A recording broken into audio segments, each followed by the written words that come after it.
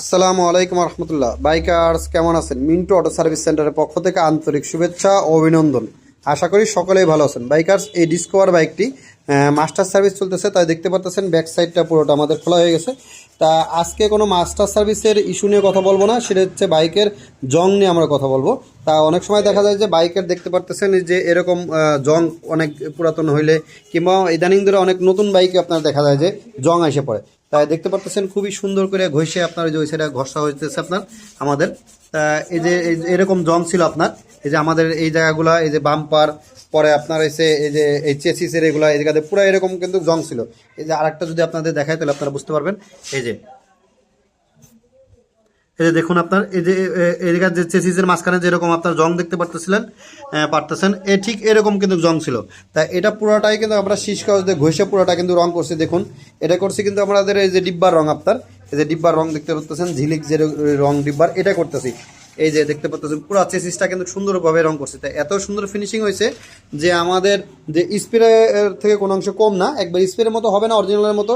এটা হচ্ছে কিন্তু অরিজিনাল কালারটা।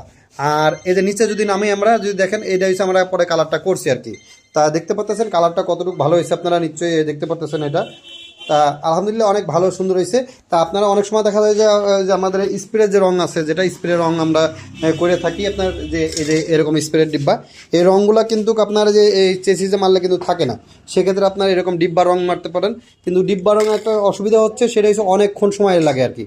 আপনাদের পরিচিত ভাই বেড়াদার যদি সার্ভিস সেন্টার থাকে, তাদেরকে মিনিমাম আপনার হচ্ছে একদিন তাদের কাছে গাড়িটা রাখতে হবে। কারণ কিসের জন্য রাখতে হবে? এই রঙটা মারার পরে যদি পরিপূর্ণ না শুকায়, তাহলে কিন্তু আপনার এটা উল্টা বিচ্ছিরি দেখা যায়। কেমনে?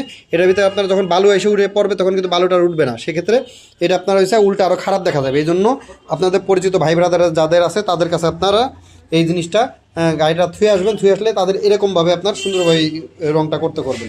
দেখুন প্রত্যেকটা সুন্দরটা এত করে সুন্দর পরিমাণে রং করছি আমরা, যা বলার মতো না, প্রত্যেকটা পয়েন্ট আর কি।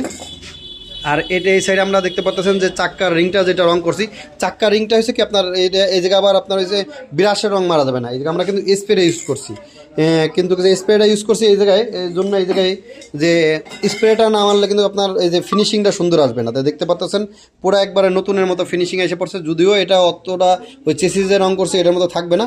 আবার ব্যাক চেসিসটা যদি আপনাদের দেখায়, দেখুন ব্যাক চেসিসটা পুরোটা জং পড়ে পুরো অবস্থা খারাপ হয়ে গেছিলো। পুরোটাই সম্পূর্ণটা আপনার হচ্ছে আমরা এটা বিরাশের রং করছি।